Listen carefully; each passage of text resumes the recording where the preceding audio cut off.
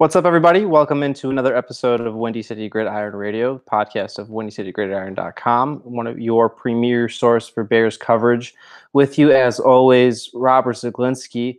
And in the next podcast series that I've been doing here this summer, we come to the Detroit Lions. I'm pretty excited to bring in my next guest. He's one of I probably say, the sassier people I follow on Twitter or found on Twitter. Mansur Shaheen, he writes for the Lions Wire. He does work for Birds Breakdowns. I'm always seeing him do excellent film work. Mansur, what's up? Hey, thanks for having Let's me. let's jump into it right away. So while the Vikings and Packers decided to maintain their head coaches, the Vikings obviously have really no reason to fire Mike Zimmer. The Bears hired Matt Nagy, and the Lions brought in former defensive coordinator Matt Patricia to take them to the next step, to fix their defense, because obviously Matthew Stafford's one of the better quarterbacks in the league. Mansur, what have you liked so far? I mean, without any games, it's going to be really, really difficult. But what have you liked about his approach and his background? Background, I know Bill Belichick's assistants haven't had the best track record overall, but he still comes from the coaching tree of greatest history, so that's always exciting. Last year, the Patriots defense was actually pretty bad, personnel-wise, but I think by DVOA, they were also fairly towards the bottom of the league and gave up more yards per drive than the other team, but they didn't allow any points, and other than the Super Bowl, other than the Super Bowl, there was no games where they spectacularly lost the game for their team. So if he can help fix our defense, especially fix the mess that's our front seven, then that'll be great, especially with a new hand-picked defensive coordinator, Paul Pasqualoni, around.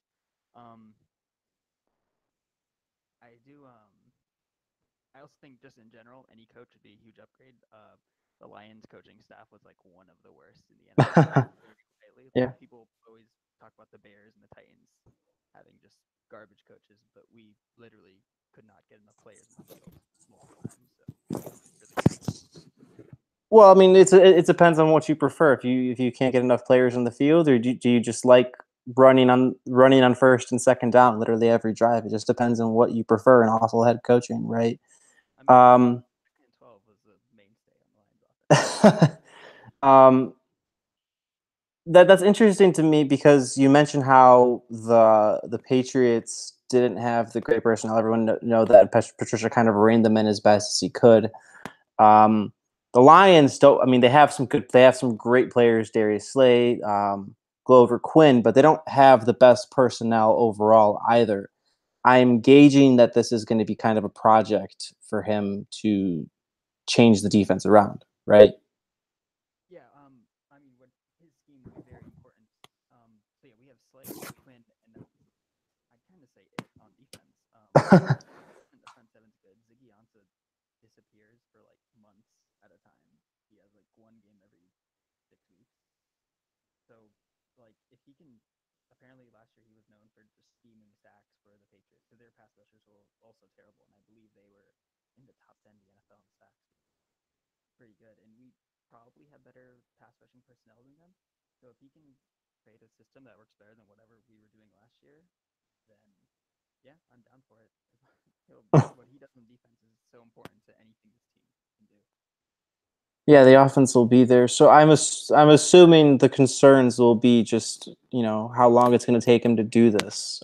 I'm not sensing a lot of negativity here or a lot of anything against his hire overall. Yes, overall for his on the field work, there's no real obvious downsides to it. So I hope he fixes it. Because personnel wise, we still should be in trouble.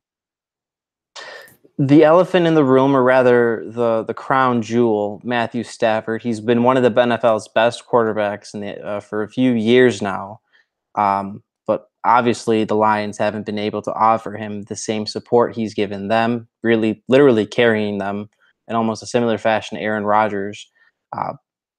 But he hasn't gotten the same respect that other elite quarterbacks deserve. Where does Where does Detroit have to change to finally lift him? I mean, I know Lions fans. I know a lot of the Pride of Detroit guys are very fond of quarterback wins. So I'm just curious to get your take here.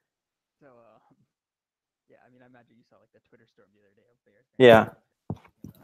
I have no idea. But obviously, pointing at the run game and the offensive line are easy, but I feel like coaching matters more than anything.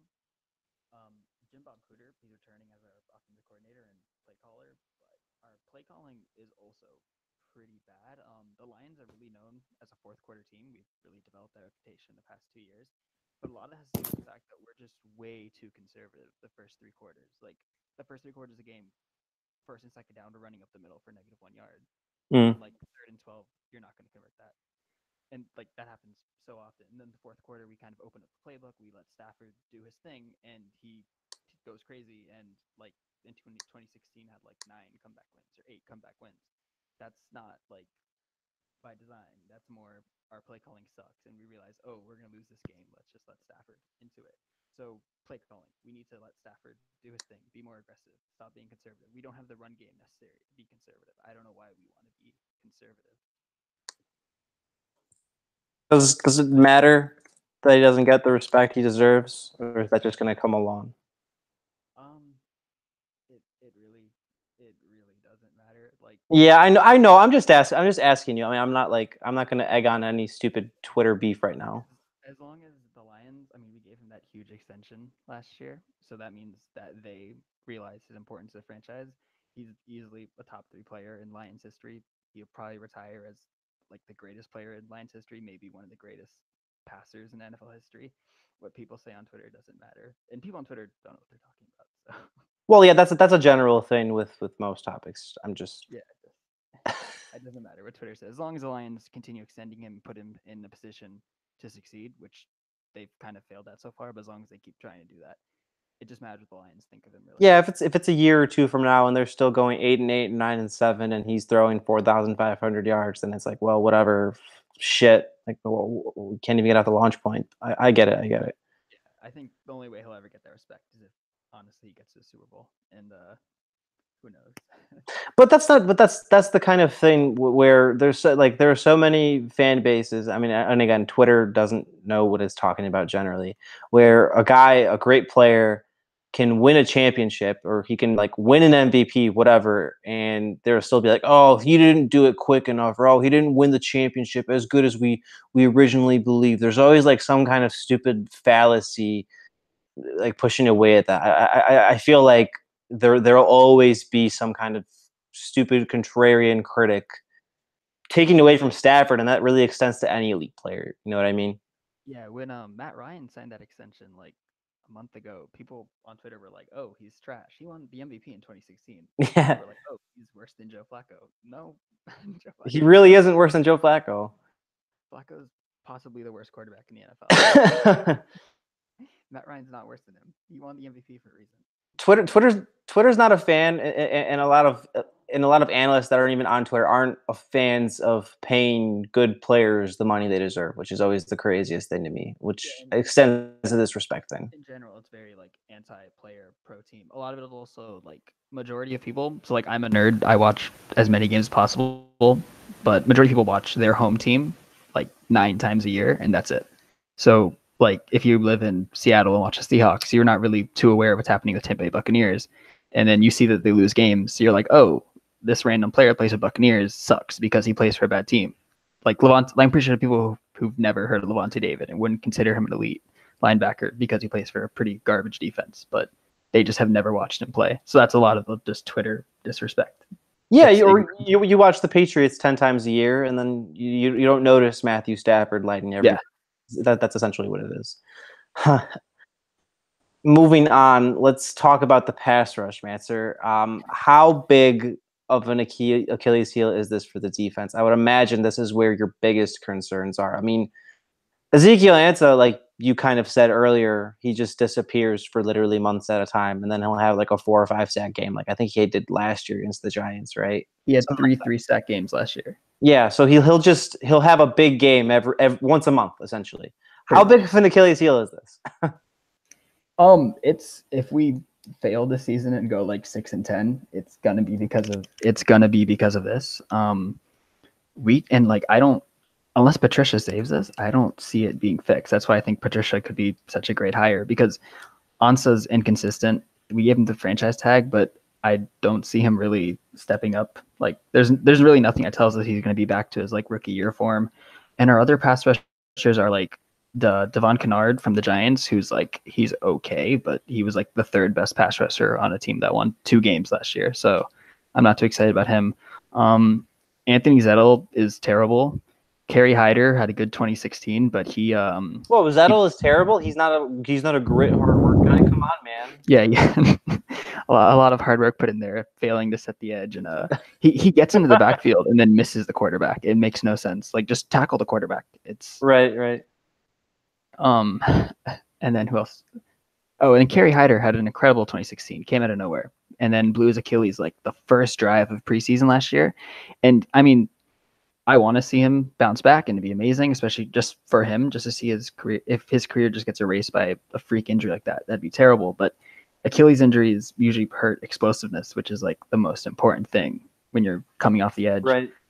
And other than that, I mean, Jared Davis can't pass rush. And we drafted Shaheen, who is actually from over here in Virginia. So it was pretty cool. Like back when I was in high school, that like #1 recruit in the country was from like my town. And then he went to Alabama, made no impact on college football, drafted the 4th round. And I don't think he's ever going to do anything. Like, I'm just so low on him. If anything, it can take 3 years for him to contribute at all.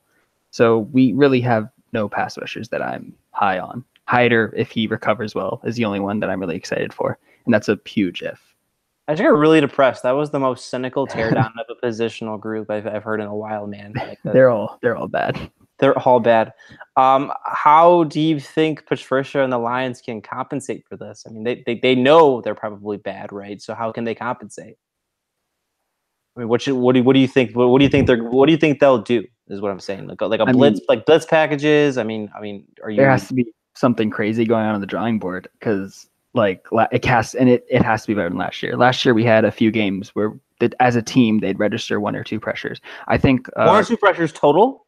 The game against the Vikings on Thanksgiving, we as a team registered 1 pressure, and it was Tease Tabor, our cornerback, who's inactive majority of the season. He I think it was like a delayed blitz on, I almost said Kirk Cousins, on Case Keenum, and Keenum just like dodged him. But that was the only pressure we had the whole game, and it's disgusting. So it can't get worse, but it has to get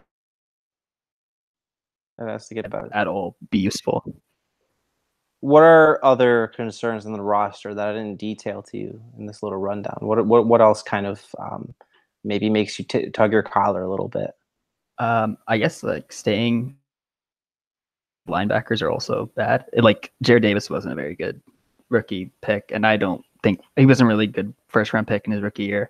And in general, I'm not really for drafting like off-ball linebackers in the 1st round when they can't. Especially with the modern NFL, running the ball is kind of not important anymore. You have to be able to cover the pass now. I think the Browns had like a top 5 rush defense, and they didn't win a game. So that's that. I think Kennard can't really drop back into coverage. We signed Christian Jones from the Bears, and I think he's an okay weak side linebacker. Yeah, Christian, like he's not a guy that's. I wouldn't count on him being a full-time starter. Like he's good. I mean, he's good like in small sample sizes. I wouldn't say he's much of a difference maker though.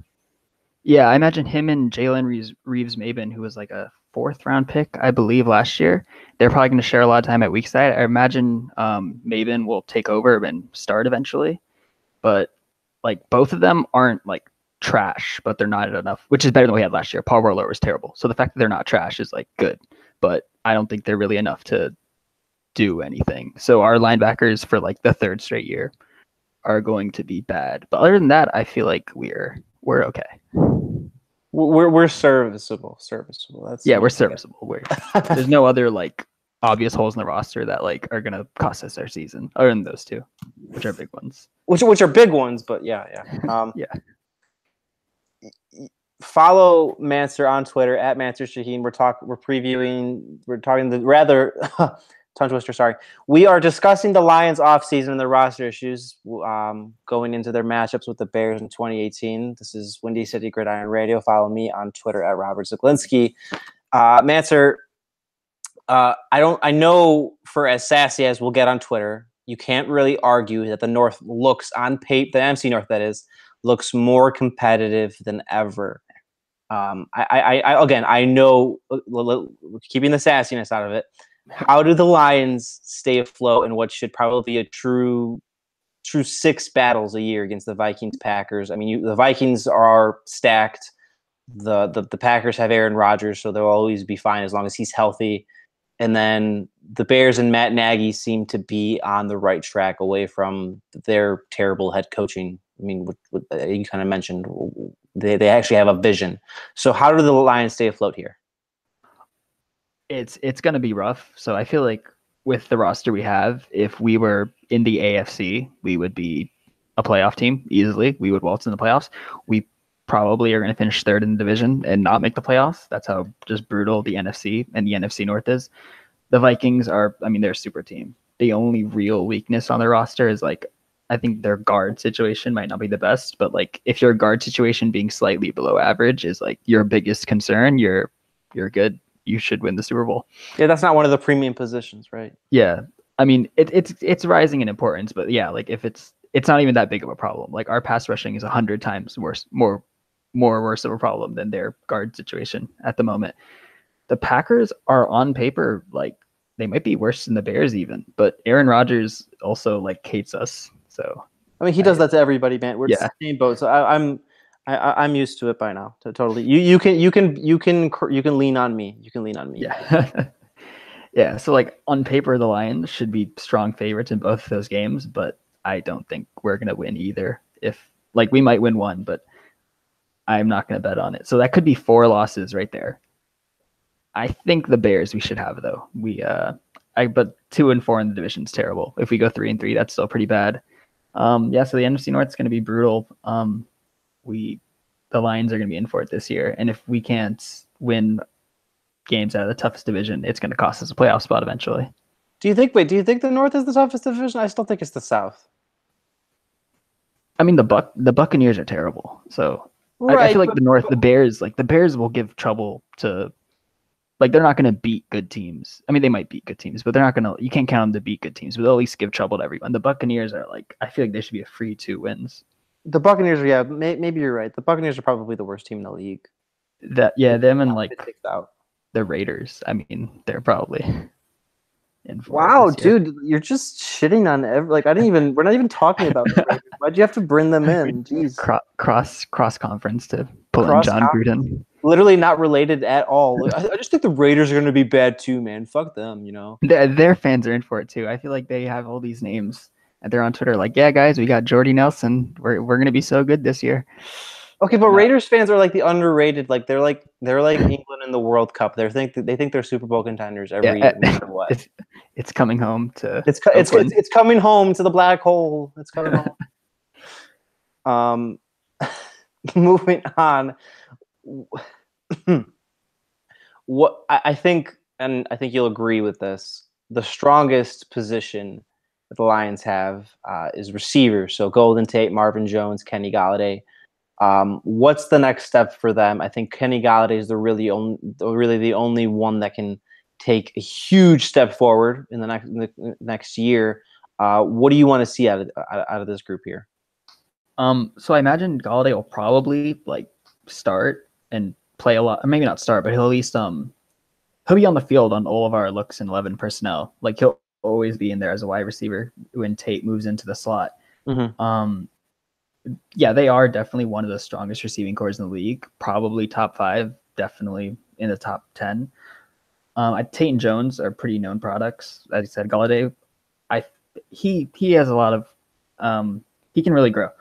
He last year was really good deep threat, but he also like disappeared at times and drops were an issue. Also, he had trouble getting open deep because he's not really a very good route runner, but he also can't really run. So he can't really run short routes. So teams kind of picked up that if left him like a 15-yard cushion, then that he wouldn't be able to outrun them. And his only real advantage there is size. He'd be able to reach over people to grab balls, but if he wasn't able to do that. He was pretty much useless. Injuries also kind of, I guess, slowed him down, hurt his agility. But if he becomes a better route runner, improves his footwork, and just becomes a more, I guess, if he can, I guess, run the full route tree, he'll be a lot better next year. That was probably his biggest concern. Tate and Jones, I mean, they're both really good. The issue is Tate has a contract situation coming up, and this might be his last year on the Lions, which will be terrible because he's probably our best weapon on offense post Megatron. But they should carry the offense this year with Stafford. On a completely serious note, how are the Lions taking care of my boy Galladay? He's a Chicago NIU guy, dude. Like, how are they making sure are they taking care of him? Is he getting everything he needs? Yes, we affectionately called him Babytron even after week 1. Wait. No, you tore the fan base apart. No, you didn't. Who called him Babytron? Come on. He had a really nice catch against Arizona, and it was Calvin Johnson-esque because we called him Babytron. Calvin Johnson did that like 4 or 5 times a game, though. Exactly. So it's like he's a baby, though. So one day he'll grow into the big Decepticon. I like the name. I don't know why people think it's so stupid. I love it. I'm gonna call him Babytron forever. He's gonna be 35, and I'm gonna call him Babytron. Okay, we're moving. Unless he sucks, in which he loses that name. We're moving on. We're moving on. That's so disappointing. It's a good name. It's affectionate. I mean, it's fine, but it's not original or anything. And I'm one of those dumb assholes that's like a stickler for originality. Whatever. Moving over to free agency, we kind of already touched on Christian Jones. The other big signings for the Lions were LeGarrette Blount, who, at this point, if everything shakes out, he'll win a Super Bowl in Detroit, because that's just what happens. He signs ever since he left the Steelers 4 years ago. He just plays in the Super Bowl, wins a ring every year. I no offense, but I doubt that happens in 2018 anyway. And then Deshaun Sheed. Or Shed, or I'm sorry, I'm a bad writer. I don't even know how. It might be Shed, but I'm not sure. Deshaun Shed. I'm going to start opposite Darius Slay. What are you anticipating out of these two? So Blunt will hopefully help a lot on short yardage plays. Last year the Lions were terrible on 3rd and 1, 3rd and 2. We just couldn't convert them because we had absolutely we basically had no power runners. Our best one was Zach Center, and he's not good. Also, in the red zone, just the utility there, being able to pound it on at the goal line will be so much better than having Stafford roll out and throw it a tight end who's going to drop it anyways. For Shed, he might not start next year. He might not get as much playing time as you might think. Tease Tabor has apparently been absolutely going off in OTAs. Oh. So if Tabor develops and takes his starting spot, I feel like that's a win. If Sheds are corner 3, that's a huge upgrade over DJ Hayden, who was our 3rd corner last year, or Lawson. So I'm not sure if the Shed signing will work out as we anticipate, but if Tabor takes his job, then I'm fine with it because it's an improvement. So I'm assuming that Tabor's struggles last year were overstated? Maybe not overstated. He literally was not on the field. He was probably understated. Understated. Understated. Oh, he wasn't on the field much last year. He wasn't very good when he was on the field. He showed some flashes, but overall, overall he could get a lot better. But if he apparently finally getting up to it and learning the NFL game, then I'm fine with putting Shed on the bench if that's our 3rd guy. Nice little upgrade. I mean, that's this seems to me like another thing where you really can't get worse than Lions at opposite Slay. So I mean, you're going to take shots on the young guys. You're gonna hope they develop, and you're gonna hope the free agent. That's kind of what it seems like. Yeah, Lawson couldn't really get out of his own way. He's still around, and we re-signed him to I think a $3 million deal. So he'll contribute a bit, but he really couldn't get out of his own way last year. And DJ Hayden just didn't work out. He was terrible. So if Tabor and Shed can really improve, then that'll help our secondary, which is already the strongest part of our defense immensely. To the draft, and the Lions made, relatively it was a little bit of a surprise pick, but people loved Frank Ragnow by the time the draft rolled around in the 1st round. Then you have Kerryon Johnson in the 2nd round, running back, and then Tracy Walker, safety, Deshaun Hand in the 4th round, defensive end. Tyrell Crosby in the 5th round, which I think is a steal. I loved him. I can't believe he fell that far. And then in the 7th round, Nick Bawden. What are we taking away from this Lions draft class, Mansur? So the team obviously is really trying to fix the run game. Obviously, Ragnow and Johnson going 1 and 2. Ragnow apparently didn't allow a single sack at Arkansas. Yeah, Arkansas. So if he can bring that to Detroit, then that would be amazing. The interior offensive line was kind of bad last year. TJ Lang had struggles with health. Swanson had struggles with health. And Glasgow, he moved from position to position. But when he moved to center, we'd have an issue at guard. If he moved to guard, we'd have an issue at center. So him and Ragnow will start at guard and center. I think they're switching Ragnow back and forth to really decide which one he fits into better at this level. But I really like the Ragnow pick. He wasn't really on my radar at first, but yeah, I love that pick. Kerryon Johnson, another great pick. He should fix the run. He should help really fix the run game. He kind of takes away Amir Abdullah's and Theoretic's jobs, but he really can do everything. He should be on the field all 3 downs. Durability is an issue, but I feel like we have Blunt and Abdullah and Riddick, so we could probably limit his carries a lot if we're really concerned about keeping him long term. We could probably limit his carries a lot in the first couple of years. After that, it starts getting interesting. Tracy Walker, he's like a small school guy. I don't hate the pick, but it wasn't. I feel like we should have addressed the pass rush at that point. Right. It's not really a position of need. We already have a lot of strong safeties. We have Quandre Diggs, Miles Killebrew. We re-signed Tavon Wilson anyways. It was an interesting pick, and he's a very hit or miss player. I feel like he's either going to be a star or he's going to not be in the league in 5 years. Deshaun Hand, I don't like. I feel like I already talked about him. He's not very good. Yeah, you did. You did rip him a little bit, but if you want to go a little more, that's fine. Yeah.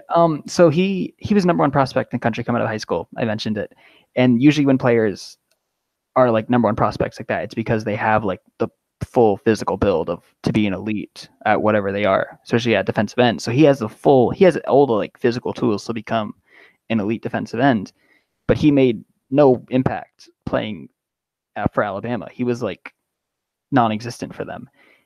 And I feel like it's a reach to take a player who hasn't shown anything in the 4th round. I understand that he his RAS score is probably really high and he probably fits the mold of the perfect defensive end with his body type and mix of speed and everything, but he just doesn't do anything on the field. I don't know why we pick him in the 4th round.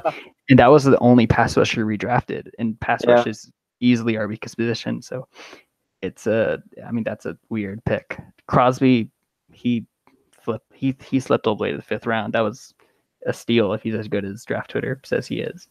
And then who was after that? Nick Bawden, 7th rounder. He actually tore his ACL, so he's okay. That's non-factor. Yeah, and also he we have Nick Ballore as a linebacker. We just moved him over to fullback as well. So I think he was probably not making the roster anyways. It really sucks they tore his ACL because rookie coming to league. Probably his career's over. I hope the Lions give him injury settlement and don't ruin the relationship like they do. Pro player. We are pro player. Yeah. 2 developments off of that. True or false? Because I've seen this thrown around a lot, and I don't think I necessarily disagree. Do the Lions have the best offensive line in the NFC North? In your mind? In the NFC North, huh?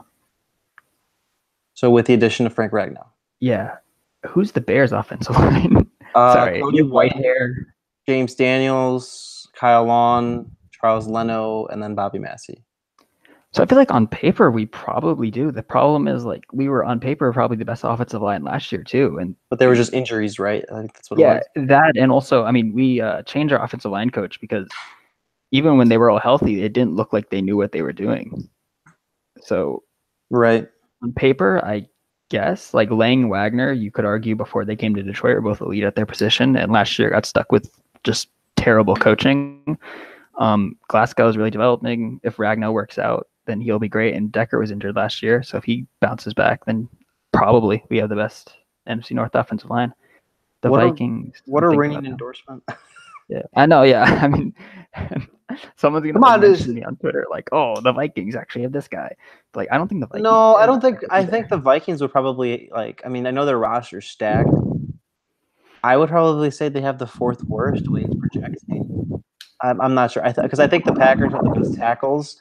I think the Lions have the best overall, and I think the Bears have the best interior. So it just depends on what you prefer. So yeah, probably the Lions, but who knows, because they didn't show it at all last year when that was supposed to be the case. We need endorsements. It's interesting that you mention Johnson taking Amir Abdullah and Theo Riddick's jobs. I think I'm not sure how to articulate this. Are the Lions going to be using kind of the Patriot system with running backs, where literally 3 or 4 guys are touching the ball like 10 times a game in some kind of fashion? I mean, the Patriots have been famous for that with James White recently, and Blunt obviously is an extension of that with Patricia. Is that something they're going to do offensively? Literally 3 or 4 running backs are implemented. I believe so, yeah. Because like Johnson, I know durability was a huge concern for him for a lot of people, so it would be smart to do that. And the fact that we still have Abdullah on the roster, we still have Riddick on the roster, and Blunt will probably take all those like short yardage situations. There's no reason not to. Johnson could be a bell cow, but there's no reason to beat him up for no reason. Theo Riddick can take all the third downs, honestly. And then Abdullah's role is probably going to be really marginalized. I think he's probably going to take over as our kick returner and also play a lot on special teams, but he'll probably get like a few carries a game and maybe like 10, 15 to carry on Johnson, which also like just, I guess, springboarding off that. I don't care about the 100-yard thing as long as we get like if Karen Johnson doesn't get 100 yards in a game this year, I don't care. As long as he gets like 4.5 yards per carry, I'm fine with it. Yeah, you'd rather have offensive balance. I mean, that's just like a stupid bar. You don't have to reach the bar. It's more just like keeping Stafford, not having not putting 4 or 5 defensive backs every time. If we can, and beyond that, if we can turn, I'm saying it's simpler than that. Like, if we can turn 2nd and 12 to 2nd and 6 instead, that's a win compared to last year, and it opens up the playbook for Stafford. And maybe we won't have to be as conservative to even stay ahead of the chains. So if Johnson only gets like 11 carries a game, but those 11 carries turn into 60 yards, I'm fine with it. I don't care about 100 yards. Finally, to the actual Bears and Lions matchup, the Lions have won 9 of the last 10 games against the Bears. Last time the Bears won a game was 2016. I think Jay Cutler was still starting. But obviously, as we mentioned earlier, both teams are shifting coaching-wise. The Bears are going to put up a little bit of a mantra to try to compete more in the division. The Lions are trying to take that next step. I'm going to keep this simple. What is one area that the Bears should be worried about that maybe isn't an obvious thing, like, oh, Stafford is really good, he's going to tear the secondary up? What's one area that the Bears can be exploited by the Lions? Actually, I don't think anything that isn't like obvious, because obviously our strength on offense is Stafford will cut you up. Our strength on defense is we can stop your passing game, but you'll be able to run over us in the run game, which the Bears can do with Howard anyways. I think the matchup, the Bears became a much better team this offseason, but I think the matchup is still about the same. If the Bears beat us, it's going to be by creating a dumb turnover and just running the Lions over all day. I don't think there's any like changes really to that matchup. What would concern you if you're the Lions about these kind of like newish look Bears? What would concern you? It's interesting to me that you say that the matchup hasn't changed, but I think I would kind of agree. So, yeah, from the other perspective, what concerns you? What if anything has dramatically changed from that perspective? What concerns you? I think Shaheen and Burton. Shaheen has a cool name, by the way, but I think Burton, I wonder why you would think that. No, I think they can really like tear us up. Obviously Howard is an incredible running back. Our run defense sucks, so he's gonna destroy us anyways. But we're really bad in short coverage situations. And last year, with who was your tight end too? It was Shaheen. I think Shaheen had a decent. The one game he actually played against the Lions, he flashed a little bit, but yeah, in a Christmas time-ish, right? No, Thanksgiving. It was like Thanksgiving. The second game, the Bears offense just went completely out of sync. It was the first one where the Lions visited the Bears, where it was kind of like where both teams didn't do anything offensively for like 2 quarters. Yeah, like I feel like that's going off topic, but if the Bears are going to beat the Lions this year, it's going to have to be, I feel like, on one of those games. But I feel like Shaheen and Burton can really tear our defense up. We aren't good at covering tight ends. We haven't been for like 2 or 3 years now. Cohen, obviously, he provides a lot in the passing game.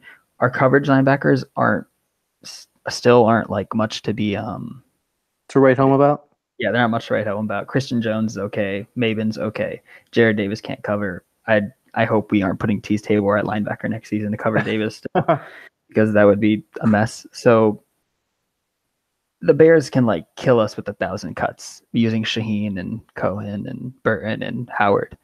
But I don't see any real big play potential there, which is why I'm saying the matchup hasn't really changed, because that's what it was last year too. I feel like you guys were able to beat us with like the smaller plays. Oh, with Cohen, there'll be big plays. Come on. And that's not even my bias talking. Cohen will create big plays. Come on now. But it's like the occasional big play. It's not like the Falcons where like they can torch you 5 times a game for 20 yards. Like the Bears don't have much in them, I feel like, on offense. I also don't like Trubisky, so I guess it might be that. I don't see Trubisky doing much. It's going to be on the backs of the tight ends and running backs to carry it. I'm going to fight you. Trubisky's bad. Stafford has no playoff wins. We held together for 40 minutes. There you go. We held together for 40 minutes. Let's finish up with World Cup talk. So going to the knockout phase now, Mansur. I was going to keep it simple, but I'd rather just go through each game. I mean, there's only 8 games now, and then we'll pick the round of 16, and then give me your final and champion, I guess, and then like whatever best player. So Uruguay and Portugal. I'm not a soccer expert, by the way, but say Portugal. I mean, I'm not really. Dude, I only watch every 2 years. I don't. Really? I don't watch domestic. I only watch the Euro World Cup. I really only watch that. Oh, I watch the Premier League and Champions League every year. So I guess I'm a little more than you, but yeah, like I'm just say Portugal because I think Ronaldo is not going to let his team go down, and they won Euros, so they're probably good, but I have no idea. France and Argentina. France. I want Argentina to crash out of this tournament. I mean, they're bad. They'll probably lose anyway. They're not. I don't like Paul Pogba either, though. So this is like I'm playing with house money now. In general, I mean, I don't like either team here, but I guess it's both evils or the best of. We're the best of both sides. I don't know how. Brazil and Mexico. I think everyone wants Mexico, but Brazil. I like Firmino too. He plays for Liverpool, and Coutinho used to play for Liverpool, so that's. I think I have their flag in my Twitter name even. So yeah, you do. You have Croatia, I think, has won something else. Brazil, Croatia, and England. Belgium and Japan. That's Belgium should wipe them. Yeah, Japan freaking losing to Poland. That's embarrassing. I believe Senegal. Oh yeah. I'm surprised you didn't. I'm surprised. Yeah, the yellow cards. That's funny. Yeah, that's such a weird rule. Okay, but what else? But here's the thing. What else are they going to decide? Would you be just as mad if Senegal got eliminated by a coin toss? At least there's some kind of tangible measurement here. You know. I mean, I would, and I also if like Japan had gotten eliminated on yellow cards, and I would not care. Right. But also like yellow card, like it's such a weird metric because it's not something that's standardized. Like every ref, if you get a strict ref, you're screwed, and it's only over the course of 3 games, so it's not enough to like decide anything. It's a weird system. I don't work for FIFA. It's not my job to figure it out. I just can complain about it. It's not as if FIFA has it figured out either. Yeah, they're a perfect organization. What are we saying here? Spain and Russia. Spain should wipe them out totally. They should absolutely wipe them, but it'd be hilarious if they didn't. Croatia and Denmark. Croatia, even I'm biased, but Denmark's not good. Dude, I think Croatia might get to the final, but we'll get to that. Yeah. Sweden and Switzerland. This is the worst round of 16 game possible, but I think that's a good game. Come on, Shaqiri and everybody. Shaqiri cool. Might come to Liverpool too. That's gonna be fun. But I say Switzerland. I mean, they have players that I know, so they have players that I know, so I'm gonna pick that. Yeah, basically. That's generally how it works. Colombia and England. Is it coming home? It's coming home, England. Coming home, lads. It's coming home. It's coming home, lads. I had some guy slide in my DMs. He's followed me for a while for football stuff, and he's like, "Wait a minute, are you actually British?" And I'm like, "No, I'm American." No, I'm actually the #1 fan account for Senegal. I'm a big Sadio guy. Please come to me for everybody. That was hilarious. God, it felt awkward after a while. I should explain that. I had people signing my DMs, sending me. They thought I was like associated with Sadio Mane because my Twitter name is Sadio Mane. Really? Oh my They were God. sending me like words of encouragement. A lot of it was just new accounts. Like I get a follow and I look at the account and it was like brand new, only followed like 10 people, and like they were all Senegalese and French, or like they were all Senegalese accounts or accounts that just tweeted in French. And then they would like follow me for some reason, because I think if you looked up Sadio Mane, for some reason Twitter's algorithm, I was the first thing that popped up. And they would like DM me like, "Hey man, good luck tonight." Or like, one kid DM'd me like, "Hey, like you're my role model. Please make Africa proud." And I was like, I'm not responding to this. This is so awkward. How long did this go on? 3 or 4 days. I mean, when was their first game against Poland? Like June 19th.